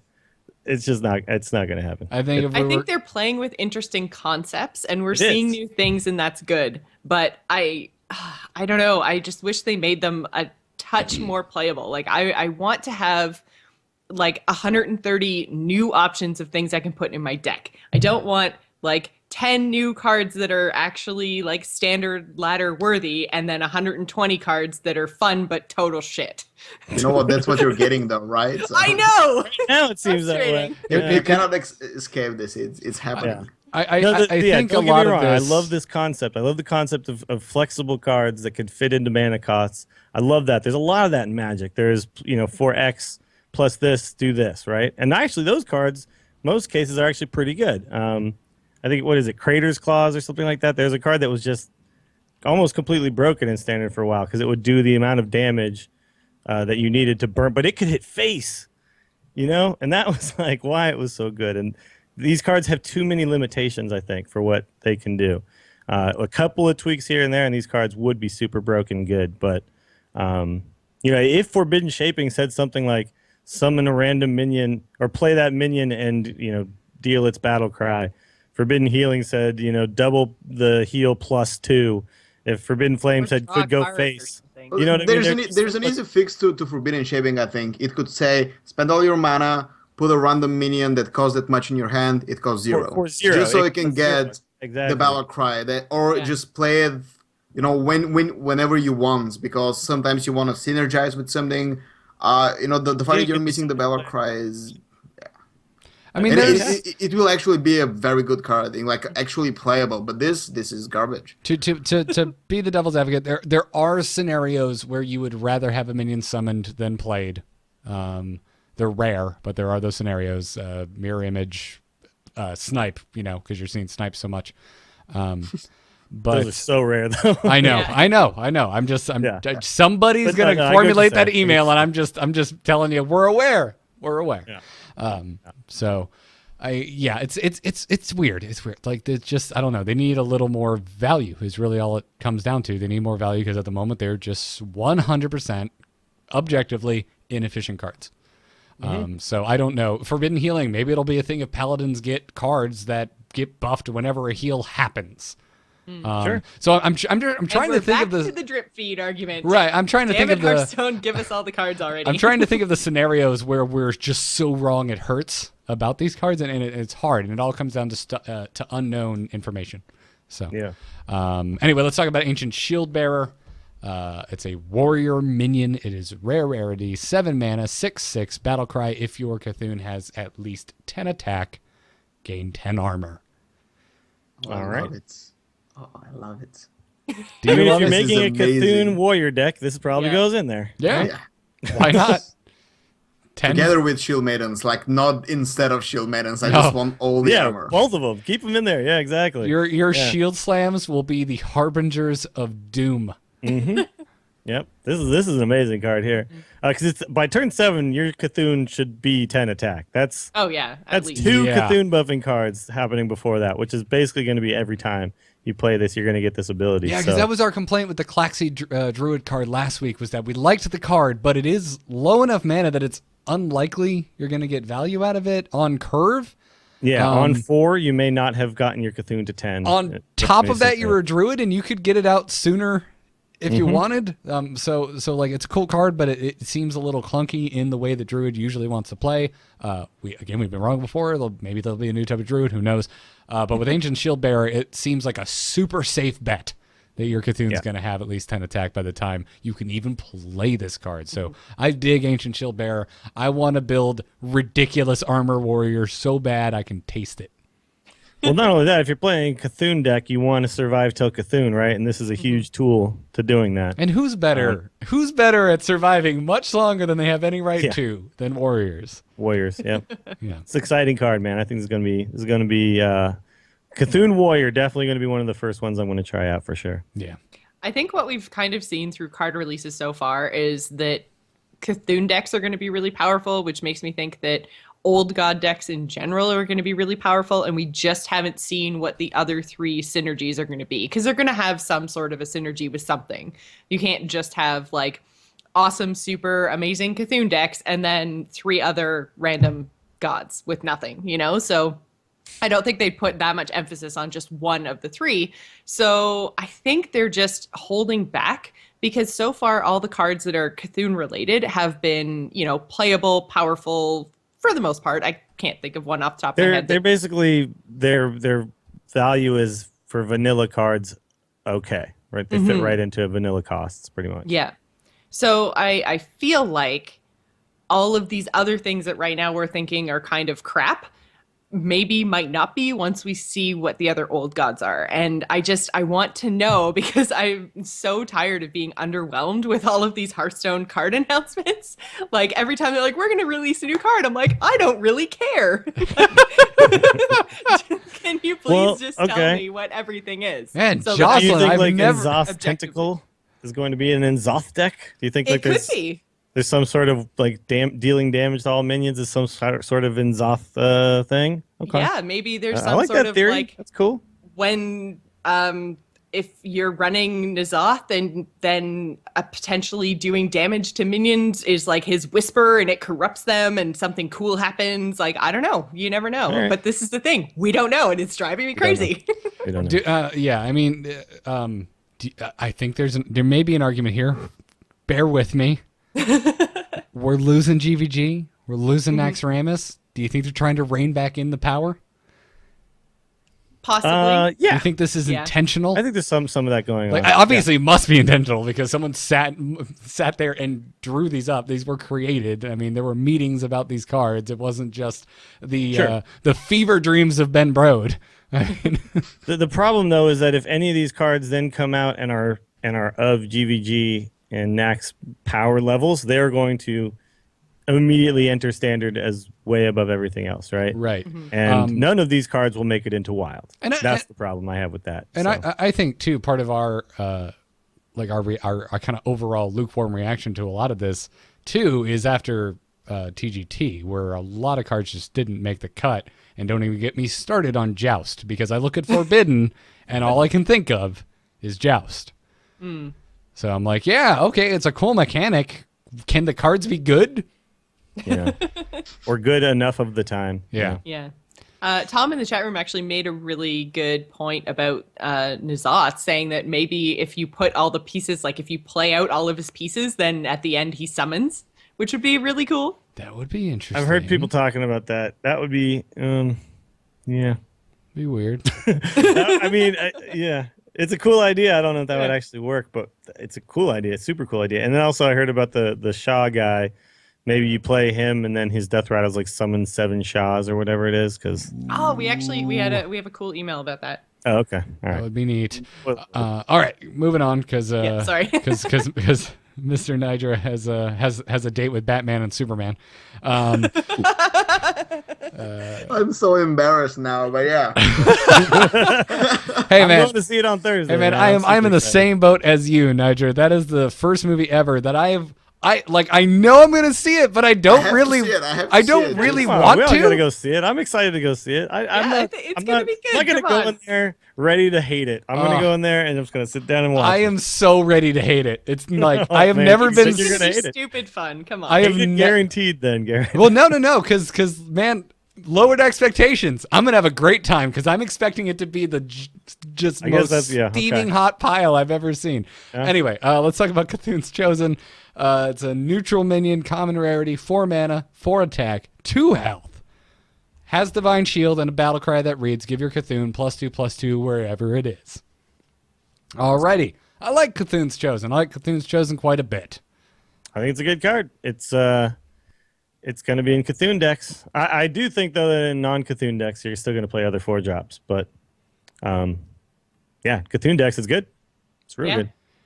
It's a damn good card. It's on curve, I think, with the other cultists, because Beckoner is, I think, 2 mana, and Twilight Idol is 3, and this comes in 4. So you want to build this right, like 2, 3, 4, and building towards your Cthulhu. And this is not Shredder level, but thank God for this. I mean, I just like it, even though it dies to 3 damage overall, because like a 2 damage attack minion and a ping kills it, but it's still decent, right? It survived consecrations and stuff like this. So yeah, it's piloted Shredder like super light, caffeine free, because it still has something you have to deal with before you're completely free of the 4 mana your opponent just spent. The problem is in this case it is Divine Shield. You can do anything to it and it deals with that, and then you only have 2 damage to deal with the minion itself as opposed to 3.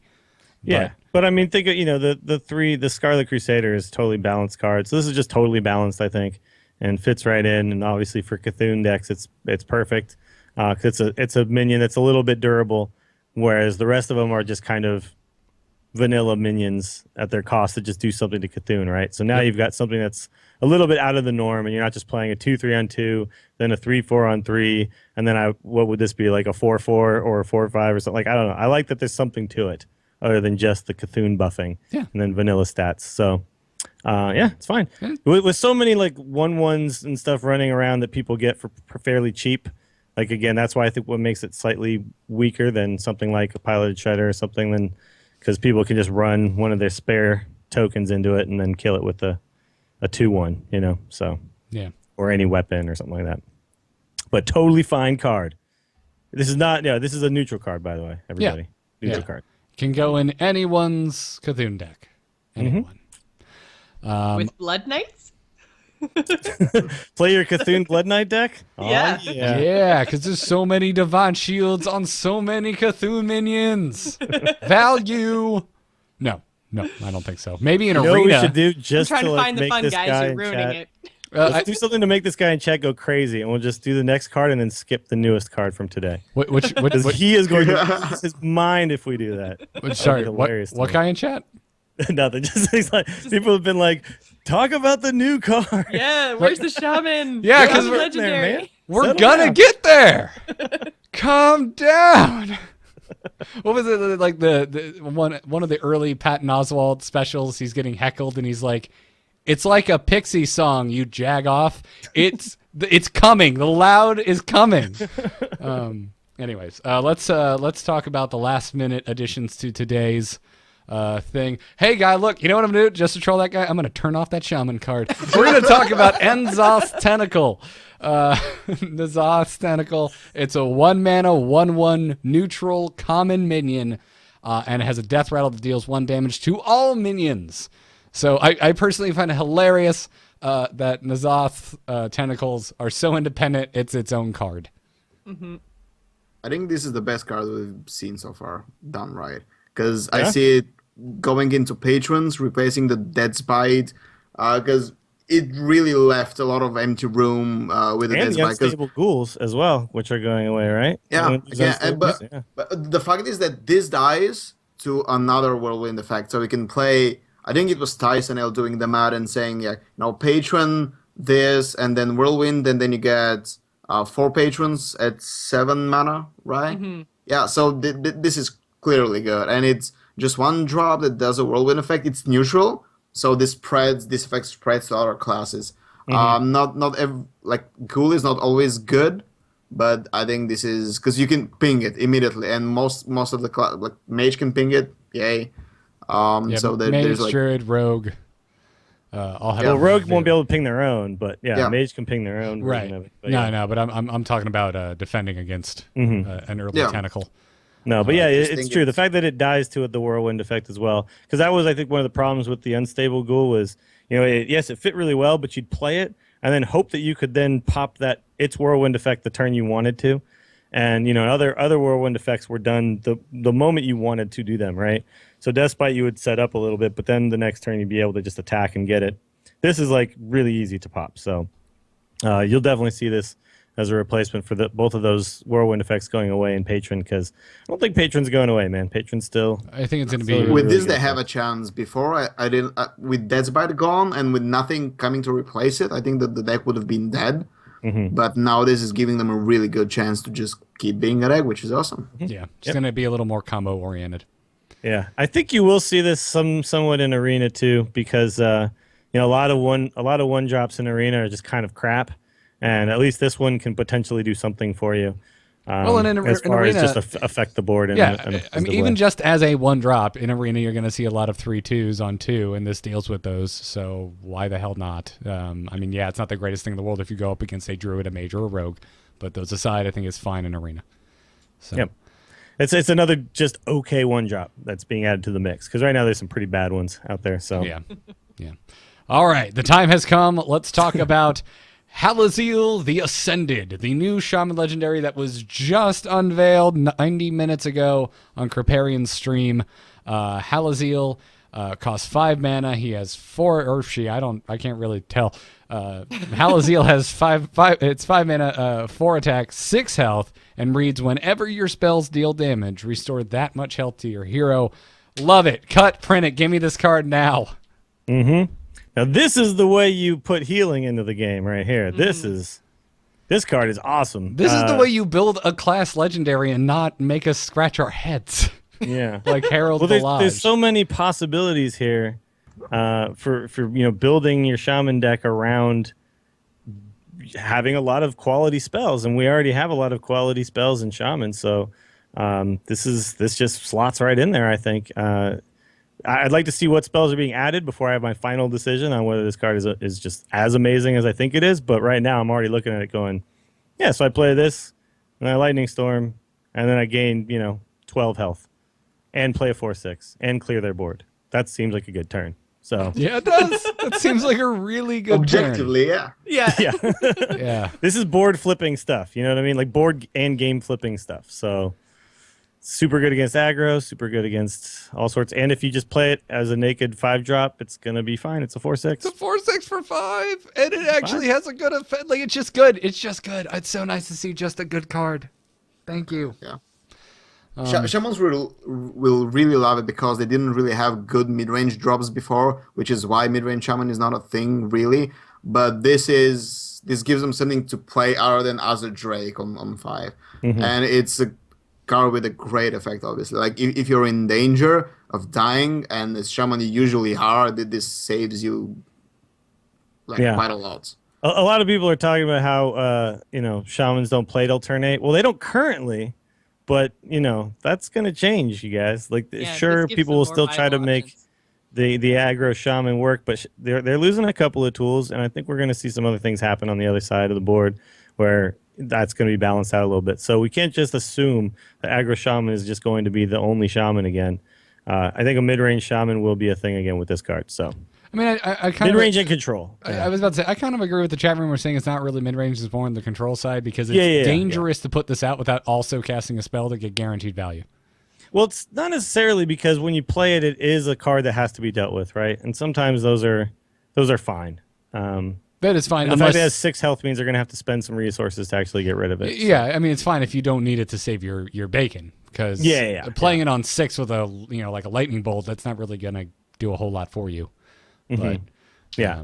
But just comparatively to all the cards we have been seeing that are just kind of total crap, for lack of a better word, it's cool to see a card that I'm excited to play, and I can immediately see its benefit, right? And More of this, please, in this set. I want lots and lots of stuff like this. Really, really cool stuff. I'm also, I gotta say, after reading some Team 5 tweets this week, I'm curious what the internal testing is like, because I think it was Robert who tweeted like, card reveals, time to take screenshots and post them after the set releases.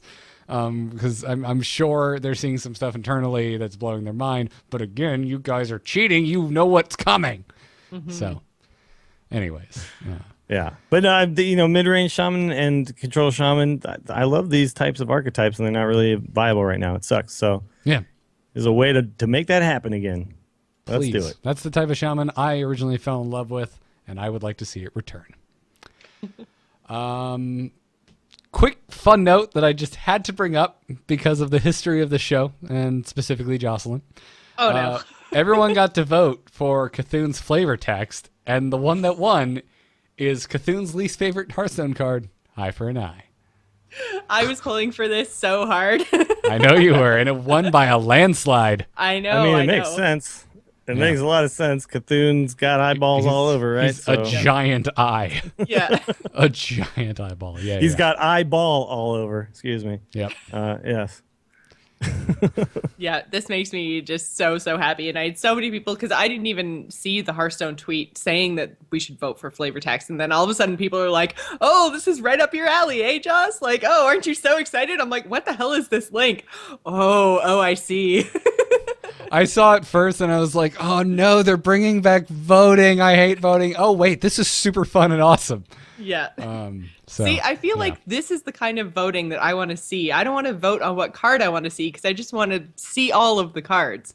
But voting on something where I'm actually going to like impact the game in some way, I think is really cool. Even though it's like obviously totally cosmetic, it's flavor text, but still, like this is the kind of stuff that I think they should be getting the community involved with, and they should just be telling everyone the cards. Yep, it's pretty sweet.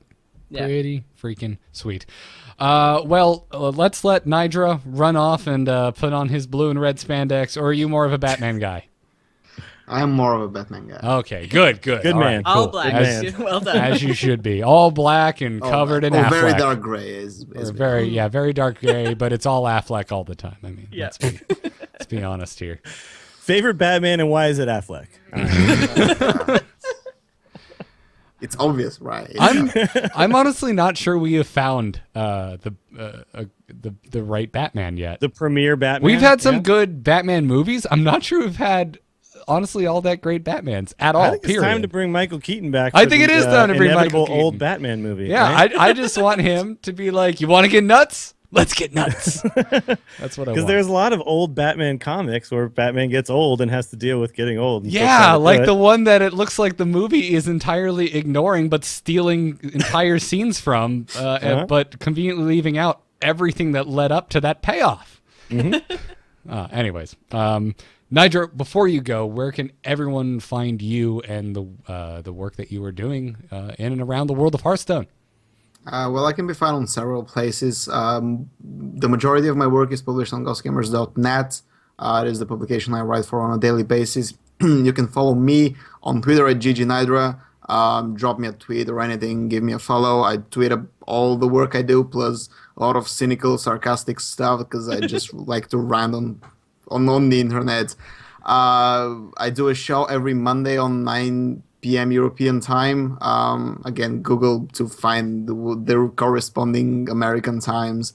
It's about Hearthstone. Obviously, we go very unfiltered and uncensored about all things. So if you want a bit of a different podcast with a bit of a different language, come check us out. You can find all the episodes on the Nydra Corner on YouTube. So hit me a subscribe if you want. And yeah, I mean, that's pretty much where I reside in the internet denizens. Awesome. Well, I don't believe you said the name of your show, so just to remind everyone, it's called the Innervated, because everybody hates it. Everybody hates us, so we are not the most loved folk. Is that why it's named the Innervated? Yeah, that's exactly why it's named, because everybody hates Innervate, and we don't have a lot of friends, so it made perfect sense. So yeah, this is. I like your so many levels. Yeah, I like so your many levels, so many levels. Your self-deprecation is appreciated. Hey man, we're The called the Angry Chicken because rank 25 for life. So It's pretty accurate too. Yeah. Come on, man. Come on. Anyway, yeah. I needed to throw at least one jab because You got to get it in there. Yeah. Well, everyone, check out The Innovated. Check out everything Nydra writes over at GosuGamers.net. Nydra, thank you for your time, man. Have a good one. Enjoy the movie. yeah, thank you for having me, man. It was a pleasure. Have a good one. Alrighty, guys. Well, before we move on to emails, I believe a Squarespace thanks is in order because they are sponsoring this episode, and you guys know what that means. A really long and effortful Dill's story. But before we do that, let's inform you that you should use the code TAC over at squarespace.com because if you do that, if you use that code, you will get 10% off of your first order. And, well, you can make a pretty damn nice website over at Squarespace. So go make a pretty damn nice website. You absolutely can. Garrett, did I ever tell you about the time that I found out from a human super buff robot that my father had gone from the future back in time and somehow birthed me?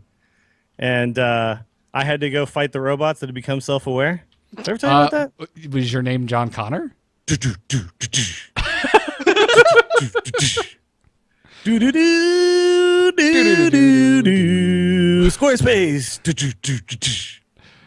Oh my God! That's, all right, there you go. That one's for the video viewers. That was man. pretty. Yeah, That was pretty if you aren't fantastic. watching the video, you need to just pause iTunes right now and Go to you need to go to youtube.com YouTube and / you need to AMoveTV. watch that. I was watching one of my favorite wrestlers the other day, and they have a whole new thing now. If anybody doesn't know who Kenny Omega is, go check him out. They're doing a whole Terminator thing now, and it's epic.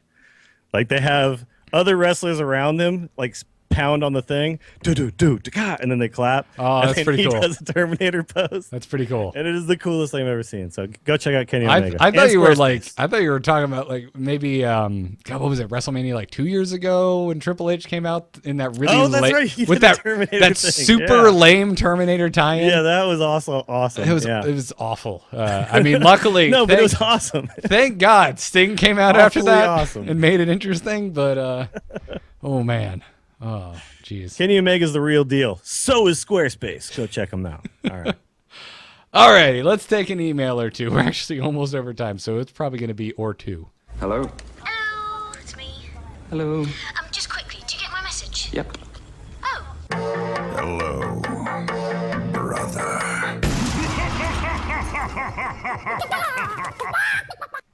Never going to catch that chicken. Send your emails to tacpodcast@gmail.com. Our first one today comes from David, and David writes, "Greetings, my favorite podcast crew.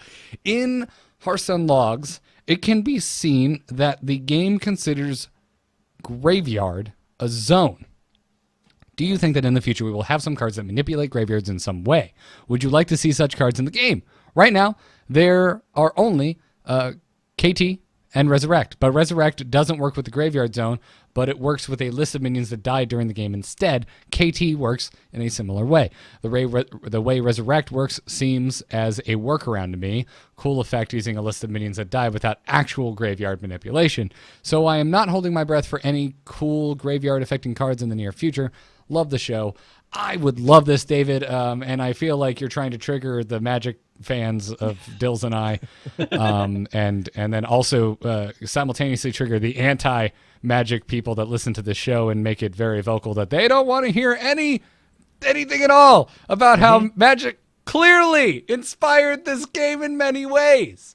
Anyways, yeah, I'd love to see that. And you're right, KT and Resurrect kind of do that. They do it in a very Hearthstone-y way, and I also think you're right that we're probably not going to see anything else. Like, since the graveyard is not something that we can see in the game, that players have not been trained to even recognize exists, I would be really surprised if we got some very heavy, deep graveyard-themed cards.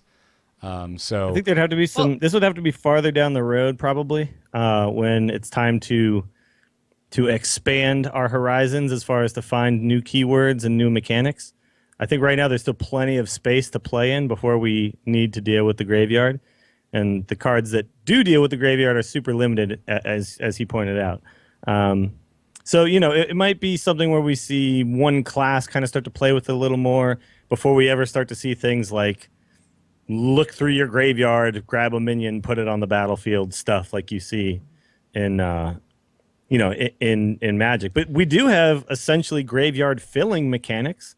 You got Fel Reaver and stuff like that, and discard mechanics and things. So it's the precedence is somewhat there. It's just there's a lot more space already that we can explore before we get there. But I do think eventually we get there. And actually, what you just mentioned there with Fel Reaver and discard mechanics, that would make it work different than something like Resurrect, because Resurrect, the minion has to have died. It has to have actually died. If you you can't have just discard gotten it, rid you of can't get it. So yeah, there is that distinction between the graveyard. If you're not familiar with the graveyard, it's something in Magic where you put all of your cards, unless they've been exiled, which is a whole other thing. But the graveyard also has the effect. So if let's say I cast a fireball, my fireball would now be in my graveyard.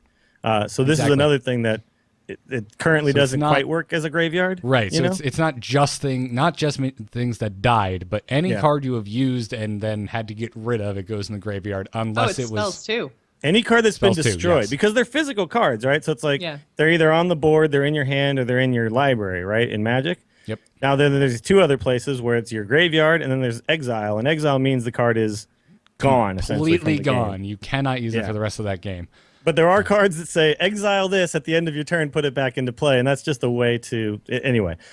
It gets a little bit complicated, but there are like 5 places that cards can be essentially in Magic, and right now there's really only 2 in Hearthstone, which is your deck in your hand, right? Well, the board, 3. So until they really kind of need to go there, I don't think they will, because I think Hearthstone really likes the simplicity that they have. But at a certain point, years and years down the road, how much can you do with just integers on the card and battle cries and death rattles, right? You're gonna have to start to expand a little bit. So yeah, and chat room saying the game isn't programmed this way at all. But what David is saying is that if you actually look at the logs that are happening in real time in the game of Hearthstone, that it is keeping track of a graveyard. But they have a zone called graveyard. It just doesn't. There's no way to interact with it. Yeah. What do you think, Joss? I mean, you don't play a lot of Magic, so would this be a weird concept to you, or something? No, not really. Actually, I pulled this email because I thought it was kind of interesting that just the way that some of the Cthulhu cards are worded. I don't think we're going to pull Cthulhu from the graveyard, but I think that he needs to exist in a place because of, otherwise after you play your Cthulhu and he dies, then a lot of the other card effects just wouldn't happen or wouldn't make sense. And so I think it's going to be interesting to see when we get Old Gods what they actually do with Cthulhu in the graveyard, and if there's going to be any other card effects. We might actually see something with the graveyard as soon as Old Gods. Just because of some of the synergies and the wordings on the cards. It also could be a really cool thing to maybe discover cards from a graveyard as say a Death Knight. Once cool. way down the road, like you said, Dills, once they get to the point of introducing new things, maybe one of the things that people always talk about is, where's our monks, where's our Death Knights? And if we got Death Knights, pulling from the graveyard could be a really cool mechanic. Yeah. It sounds like the way it actually works in Hearthstone right now, just reading this email, he says that the only card that currently actually uses this graveyard zone tag is KT, which means, to me anyway, that graveyard means cards that have died this turn. And then there's a list of cards that have died during the game, which is in some other zone.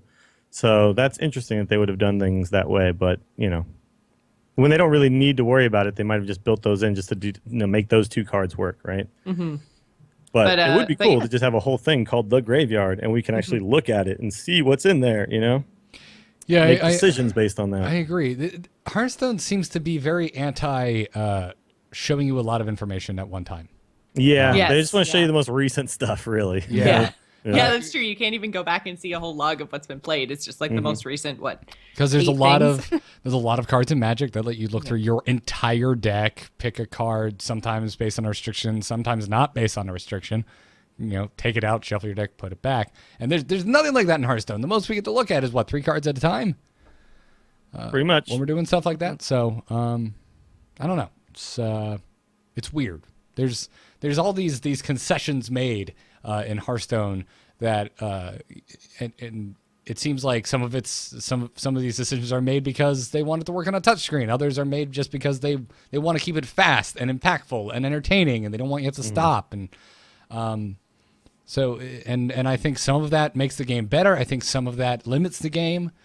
And I love these types of emails because this is the type of conversation I really like to have about the game. The what ifs, like how can we make Hearthstone deeper, more interesting without impeding its kind of fast and frantic and what makes it game. so appealing to someone who doesn't have a history with CCGs, right? That's what Hearthstone really has going for it in such a huge way, is that anybody can come over and not have any experience playing card games and look at this game and go, okay, I kind of get it, and start playing and have fun right away, right? Yep. So you don't want that to go away, but I don't think that has to, just because we had something like a graveyard, right? It can be, a little bit more of you can put it on more epics and stuff like that, so that the complexity of those cards is not affecting the new player's experience. I agree. Dilge, you want to take the final email? Are we doing John's or are we doing Fury? No. Okay. This one comes from Furalion, I think. Furalion, who says, my creative juices were flowing this morning, so I decided to make some cards. And this comes to us from our TAC Reddit, it looks like. And so he or she has made, how do you say it? Isharj? I'm never going to get it. Yasharaj. So Yasharaj? it's got Shah in the middle. Yasharaj. Yeah, because this is the old god that When when they Shahs. died Yeah. created I mean, the Shahs. yeah. if you were phonetically spelling it, they should really take that extra A and put it between the R and the J. But hey, we're splitting Yeah. Shah hairs. I'm sorry, we're Sharaj? splitting All right. tentacles. We're splitting tentacles. Anyway, so Yasaraj says 7 mana 5/4. Discard your hand and add 7 Shah cards, and then he's created all of the Shah cards, which are actually 1 through 7 in mana cost, which is kind of cool. Yeah, and they're all really good. Like, I mean, obviously they use art from Warcraft, but This card would be so broken. there's Yeah, a lot of pretty amazing. broken ones. Yeah, but I guess so. The idea that he I'm pulling in his cards, by the way, for the video crowd. So the idea that I think as that he's can. going for here is, yes, the cards you end up with are broken, but to get the cards, you have to play a 7 mana 5/4 and discard the rest of your hand, right? So, like, essentially your win condition is get to this card, play it, discard your whole hand, and then have all of these really, really good cards that you can then play afterwards, so that you kind of win more often when you actually get the card out, right? Yeah. Oh man, this card is so broken. Yeah. Well, it's the idea. You would have to tune some of this stuff down because some of these cards are just, yeah. I don't think you need anything on these cards. I think they could be vanilla, and I don't even think you need to go up past 4 mana. Like, the amount of value you would get out of a death rattle like that, that's just nuts. But you're discarding your hand too, right? So, the fact that you're discarding your hand and then putting these cards in. You could also just do something enough. where it says, like, play Yasharaj, death rattle, put 5 Shah cards, random Shah cards on the board. Out of this set of 7, yeah. Something like that, yeah, would be interesting too.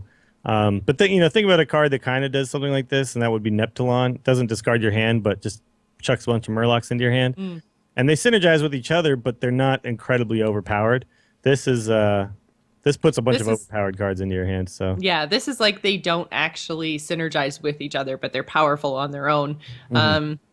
Which kind of is what keeps Neptulon in check, I think, is like the Murlocs may or may not synergize with each other. Like sometimes you just get a hand of shitty Murlocs. It just happens that's true. that way. That does happen You know, sometimes. Hand of shitty Murlocs. That's what you don't want to see. Yeah, but like it would be really difficult, no matter what 4 or even 3 of these cards that you pulled, like for them not to be useful. I just thought it was like flavor wise, this is amazing. Like taking like all the different Shahs and like flipping them around to see like how their effect of like fear and doubt and despair and anger, like how that would actually translate into Hearthstone mechanics, I think was really well done. Even though this is a super cool idea, yeah. Yeah, they're overpowered cards, but I think the translation, it was really, really well done.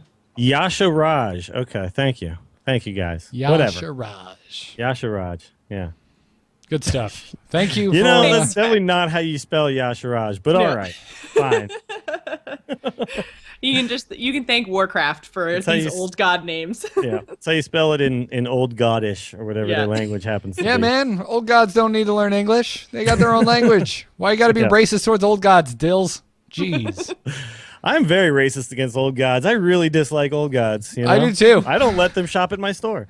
I just don't. Oh man. There's a joke in there somewhere about Texas and how old gods love I think.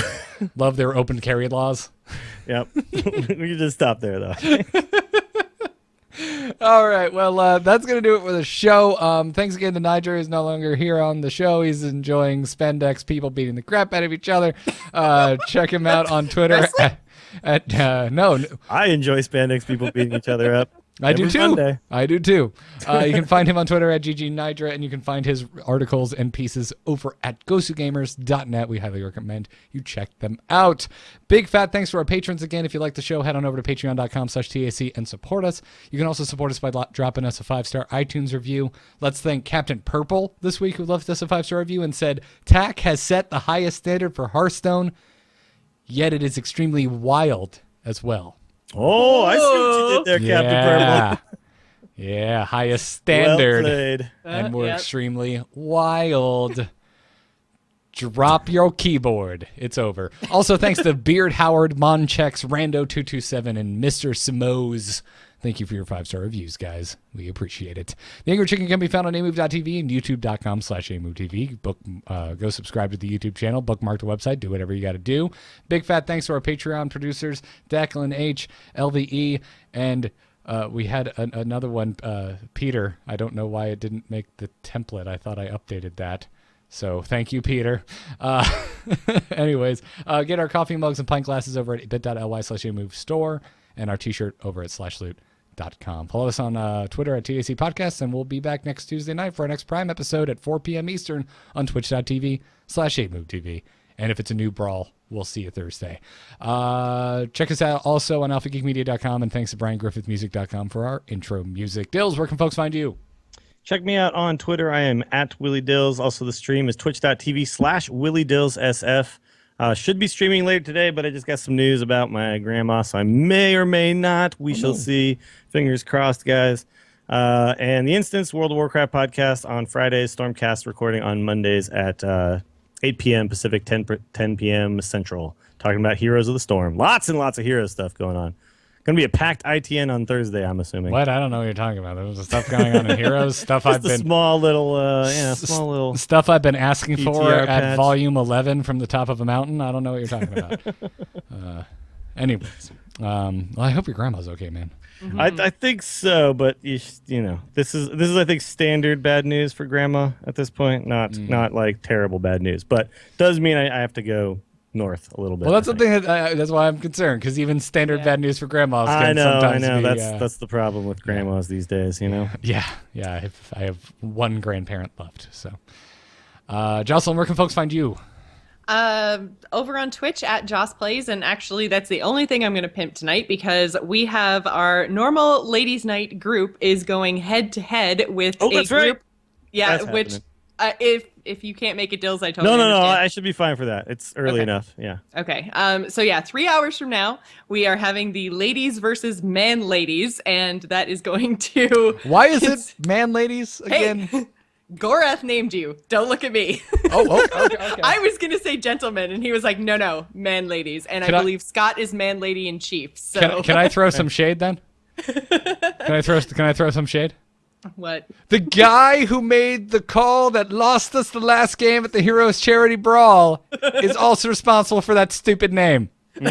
All right. So, basically, it is the team is Scott Johnson, John Jagger, we've got Gorath, we've got Dills, and we've got Garrett. They are all fantastic Heroes podcasters who normally in a straight up match would roll us. So we have rules for the man ladies and rules for the ladies. So we're going to have. Can we call a you lot guys of the fun. ladies or something? Just to Sure. Can we call you Lady Girls? All right. I want to call you lady girls I like lady Yeah, girls. dude. That's Gorath, actually he fun. missed the opportunity Or- to call us the lady boys. or by the lady way. women or something. I don't know. Because I guess you're all older, so you're more like women than girls. But Yeah, I don't know. still.